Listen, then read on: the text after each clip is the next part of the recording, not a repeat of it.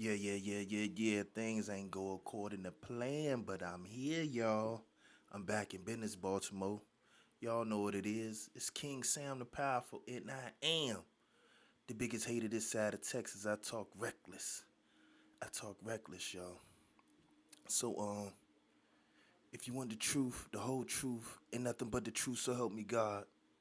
Matter of fact, y'all can't handle the truth, and this is Let's Get To It. And that's a tour with you, because I always got you in mind, so if you don't mind, let me break it down for you, because you ain't never heard nothing like this before. And at the end of the day, it's all for you. It's really all for you, man. Court is in session. Court is in session, man. We got a good topic today. Topic of the day, victim shaming. Let me get a sip of this here. Sip of this tea here. Y'all hear what's going on. It's easy like Sunday evening. Woo. How y'all doing today? My topic, victim shaming. I try to do something today exclusive. I added a little bit of more ambiance into the stew. We in here making things happen. Give it up for the adjustments. Y'all see the background. My elbow hit the plant earlier, right before I started, you know, streaming. And it was crazy because like soil everywhere. I got most of it up that was up there so y'all couldn't see it, but it's still on the ground. So after this podcast, I got to go in there, handle my business and clean this up, put the vacuum to flow. Um, it's been a good week, y'all. As y'all can see, I made it into the barbershop. That's Elites Pro Barbershop, right there on 368 Demi Boulevard. You know, you got Eric Davis, you got Mook, you got Ray, and you got Connie. You know, she in the back, styling. Any type of style of hair you want in the back, she got that covered. And you know, just wanted to give a big shout out to them because every week, you know, when I do come up here, I'm not coming up here without no haircut. I'm not coming up here looking like famous Amos, y'all. And the AC got fixed. My AC got fixed yesterday or Friday. It got fixed on Friday. I had to go through. Boy, it was a summertime cookout up in here. It ain't even summer yet, boy, but it was up to like the 80s and 90s. So I was going to sleep crazy, waking up crazy. It was a little bit heated, and you know, I got the temperature, everything right. And then I messed around and spilled that and had to clean that up right before. And here I am, shining like an OJ once more. Let me go ahead and get into this topic, victim shaming, man. And you know, I just wanted to bring up a few things dealing with victim shaming and you know what it is. What it is. Like what makes people shame the victim and allow the perpetrator or the assailant or the person who's committing the heinous act off without that type of judgment, man.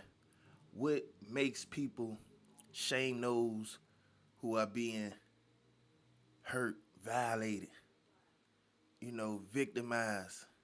Why are we shaming those people? Why do we put so much on them? A lot of times people don't even want to come forth with what happened to them because they don't want to deal with the backlash that everybody got. And I'm gonna give a few examples of like victim shaming, and it's just displaced. And I'm dealing with the Cassie case right now, and how a lot of people they piling on her, talk about she enjoyed the freak off, she was trying to get money, but what nobody ever said was that Diddy was innocent. So you could see the crime right in front of you. You could see that the other person is being dishonest, but somehow people look still to throw shade, hate,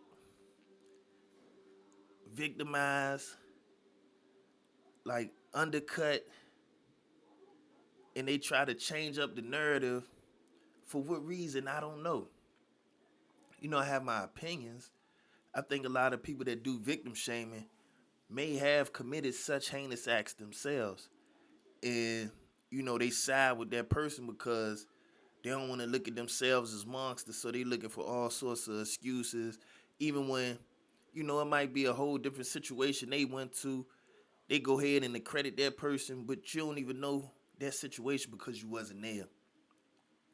It may sound similar to yours, and yours may be different from theirs, but you don't know. So it's like to go so far as to say what somebody else is, you basically almost saying that they deserve what happened to them, and that's never the case. We can never stand on the side of the predator. We can never. As a civilized people, you got to be able to separate the two, because I was when I first heard about the Cassie case. I ain't know too much about it, but what I did know is I've been hearing rumors of Diddy for years. I've been hearing people talk about them Diddy parties for years.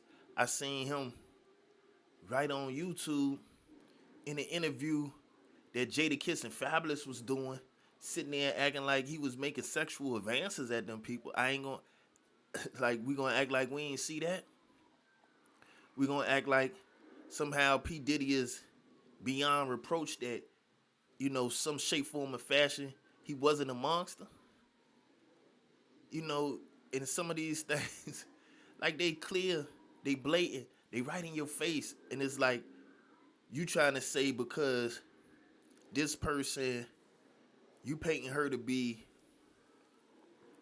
I guess, unworthy of somebody loving. You trying to make her to be the worst of the worst.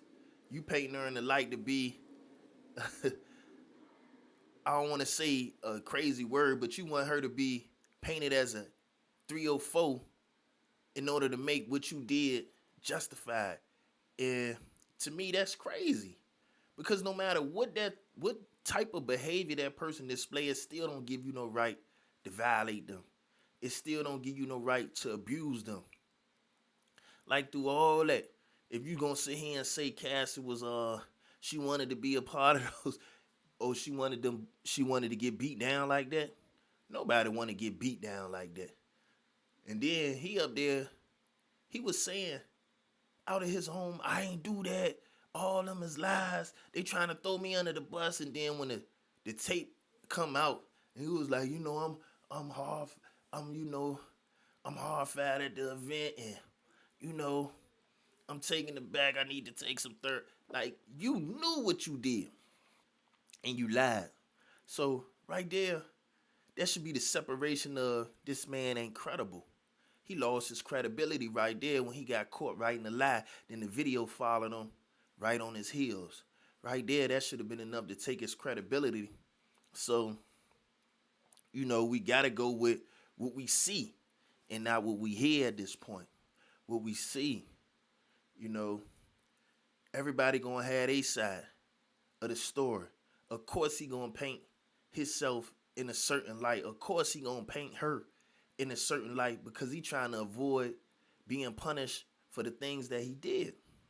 So it's like, if you side with him, hearing this evidence, it's like, what's your problem? What's your problem? Because you can't sit there and say, they trying to take another black man down. Nah, man. If he was representing us, he wouldn't be doing some of the crazy stuff that he's doing. He don't represent us. He don't represent us.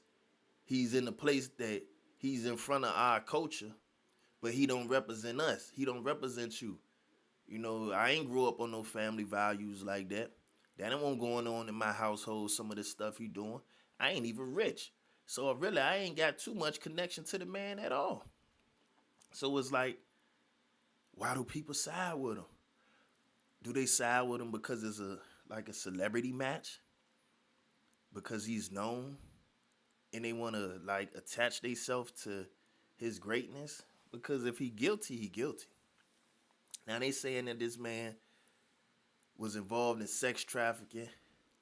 And from the evidence that I've heard, is enough to prove their case. is enough to prove their case. So it's like, I ain't gonna sit here and act like this man innocent and stand beside him and defend this man with vigor when I can see he guilty.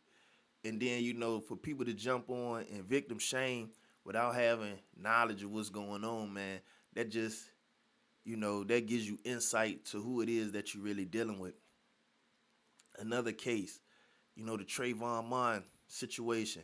I remember when it hit, man, people say he shouldn't have had his hoodie on.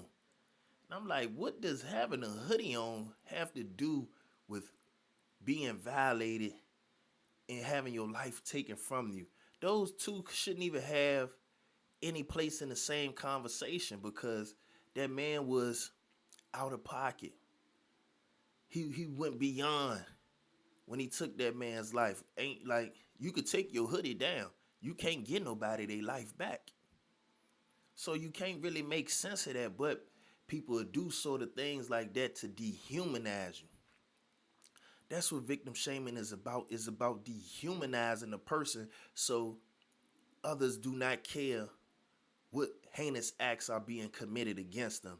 When you devalue somebody of their humanity, you're putting them in a place of an animal, somebody who doesn't deserve the same respects of life, the same, like they don't get the same rights that you get. So it's like, it's okay. Like we as black people, we had to go through that right here in America. They treated us like 3/5. And that gave them the okay to string us up and have picnics in the middle of the town, to work us without paying us, to cheat us out of being, equal members of society. They dehumanized us first. They demonized us and vilified us in order to get away with certain treatments that were cruel and unusual. So when you victimize a victim, that's exactly what you're doing. Now, we got another case that I wanted to harp on. It was the Anita Hill story. She was working with Clarence Thomas. He's a federal judge now on the Supreme Court, and he's one of the highest judges of the land. But I remember way back in the 90s, he had a sexual harassment charge that was placed on him against Anita Hill, and they dug up everything that they could concerning her to make her look like a bad person, that she may have been lying, and she never switched her story up. She told her story, but it became like throw dirt on him, on her, not even look at, they didn't even want to look at the problem. And I think Biden was involved in that as well. But they didn't even want to look at the real act, the real violation, the real crime, the real harassment. They was focused on trying to discredit her, dehumanize her, and say, ah, man, in the back of my mind, she don't deserve the same rights that everybody else do. They tore down her character in order to make it seem normal that she was being harassed, or make it seem like even if he did harass her, we gonna just, turn a blind eye to it because she has no value. So it's like, this is what you doing. When you victim shaming, you taking the value away from a person. You're not just stating your opinion. You actually devaluing this person's humanity in order to allow whatever sort of crimes or violations they're enduring, and you minimizing that in order to state your opinion, which is 99.9.999% of the time an assumption and is incorrect anyway. So, people coming up here with these loud voices, victim shaming, trying to tear people down, and they be dead wrong half the time. When history reveals itself, they always on the wrong side, but they got the loudest voices. And, I would like to say, man, I think some of them people are heinous. Not only is their behavior heinous, but when you check their background, they got some of the same stuff in their background. They got some of the same sexual deviations in the background. They deviants. Some of them, they heinous criminals at heart. That's why they always side with those who mirror what they might do themselves or have done in the past themselves. So you just got to, man, when you hear people victim shaming, man, it should send red flags off in your head. And I'm not saying don't do research, don't investigate what's going on, don't try to arm yourself with knowledge so you can be well versed and you can make a good decision. But what I'm saying is knock off the victim shame.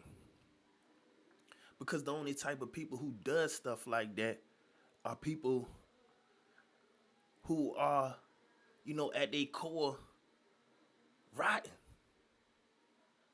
You at your core, you rotten. Some people are rotten for money. Some people are rotten because they've done things in that nature. Some people are rotten because they just miserable people. And, they like to jump on the bad side. They in the dark side every time you look up. They got some sort of contrary view to, what's right. Like you sitting there looking at the same thing in them. And they side with the wrong side just to, I guess, make themselves seem different in some sort, like they outside the box. Yeah, you outside the box.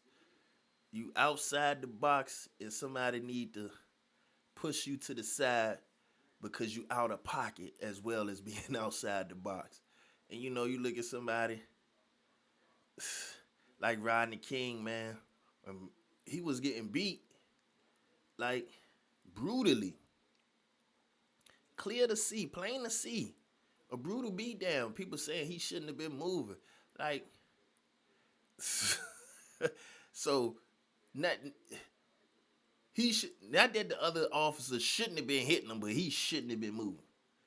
And that's how a lot of people, man, like you look at the Kansas situation, like they ignoring all of the signs of verbal abuse, the signs of physical abuse, the signs of psychological. You ignoring all of that, and he displaying all of this, and they laying out the evidence. You even got people that's over the years, his bodyguards, they done came out and said, man, he used to whoop on her for years, abuse her for years. And these, like, man, to me, it's beyond words, man. It's beyond comprehension how people could, always side with that. I don't know if it's the predator nature inside a man, or some of these people, they just easily duped or manipulated into a narrative that somebody paint for you. Sometimes you just gotta use your own brain, man, and put yourself in that person's, place. Like, would you want somebody to do that exact thing to you? Regardless of how you got there, would you want somebody to violate you as they were doing that other person? Like that's like the easiest, simplest way to measure up, what it is you doing. Do you want somebody to do you like that? Do you want somebody to do your daughter like that, your mama like that, your brother like that, your father like that? Do you want somebody to do that to you? And if the answer is yes, you don't even need to be listening to this podcast, because obviously you need some therapy or something wrong with you. If the answer is yes, that you want to be violated and criminalized, and you want to be put inside of a box, and you want to be hurt, you want somebody knee on the back of your neck like your name George Floyd. No. And like it's getting to the point that you see everything right in front of your face. You see it. Like we sat there and watched this man callously have his knee on the back of George Floyd's neck. You could see the man on footage choking. And you could see this man become unresponsive. And he sat there uncaring, didn't want to check whatever was going on through his head. There was no concern for this man that lay underneath him dying. So it's like, man, and people made excuses for that. They shamed, oh, this man did this, he did that. But does any of that deserves having your life taken? If you was him up under that knee, would you want somebody to you know, step in and intervene? Would you want the Lord to come in and save you? You don't believe in God. Would you want something to intervene in that situation so you can see your family once again? So you could take another breath? So you could live another day? Hmm? That's the real question. Do you want some sort of second chance? Do you want some sort of mercy? Do you want some sort of like compassion? Then if you want it, why nobody else can't get it? Why is that so? Why is that individual to you? Why you the only one to get compassion? Why you the only one that want a second chance? Why you the only one? Like, make it make sense, y'all. And I'm talking to each one of the viewers. If you out here victim shaming, you need to take an eternal look. You know, take an inventory in yourself and try to figure out why it is you victim shaming. Because you shouldn't. If you ain't got no clear cut like evidence, if you don't got knowledge of what's going on, sometimes just don't speak on it. Don't try to relate it to you because it's not you. It's not what you've been through. You don't even know what's going on. So it's like, man, let's step back for a second, man. And let's take our foot off the gas when it comes to being, I say, uncompassionate. Have some compassion for the next person. And let's stop shaming the victim. Let's stop coming down on the person the crime was perpetrated against as if they the criminal. Let's look at the criminal as if it's the criminal. And if we ain't got enough evidence, let's just not even make a determination on it yet. Let's wait till we got enough information to figure out what's going on before we pass judgment. And with that, I'm out of here, y'all. I'm gonna give a shout out to a couple people before I go though. But this was another episode, another successful, man. When I came into this jump, like I said, man, I knocked the blue one over. I was sitting trying to adjust my seat and my elbow, boop, knocked that joint over, soil everywhere, man. I had to do a quick clean up before I came in. And I worked my way through that. So after this, I got to vacuum up. But y'all know what this is, man. This Let's Get To It. We done did it again. And that's a tool with you because I always got you in mind. So if you don't, man, we broke it down for you. So at the end of the day, man, it's all for you. It's really all for you. And I am King Sound the Powerful, the biggest hater this side of Texas. I be talking reckless, y'all. So if y'all want the truth, the whole truth, and nothing but the truth, so help me God. Matter of fact, y'all can't handle the truth. My case is closed. Court is adjourned. Court is adjourned. My case is closed, y'all. And I'm out of here, man. Oh, matter of fact, before I get out of here, let me get these shout outs right quick, man. I'm going to give a shout out to Sunrise Kitchen, Bath, and Closets. Transforming your homes, making the process of remodeling simple. They got 3 locations, one in Hampton, right there on Mercury Boulevard. They got one in Chesapeake and one in Virginia Beach. I'm going to give a shout out to Elite's Pro Barbershop. That's 368 Demi Boulevard. Right there, right across from the 7-Eleven. You can't miss it, man. Go in there, man. He turn you into a new man. Connie turning women to new women, man. Having you walk out of there feeling like somebody. And I'm gonna give a shout out to Mario Button. He got On the Stoop. He got Button Boulevard. He on all platforms. I want to give another shout out to my main man, Jamal. He on all platforms. He do online comedy. He got shows going on. Y'all check him out, man. And if I can't lead y'all in the right directions, if y'all got any questions, drop a comment, man. I'll link y'all to all this stuff I'm talking about. But yeah, I'm gonna get out of here. We was talking about victim shaming, man. We got to move to a more compassionate, place in ourselves. You got to start with you. I'm starting with me, so you got to start with you, man. Don't be out here throwing dirt on people that's already hurt, man.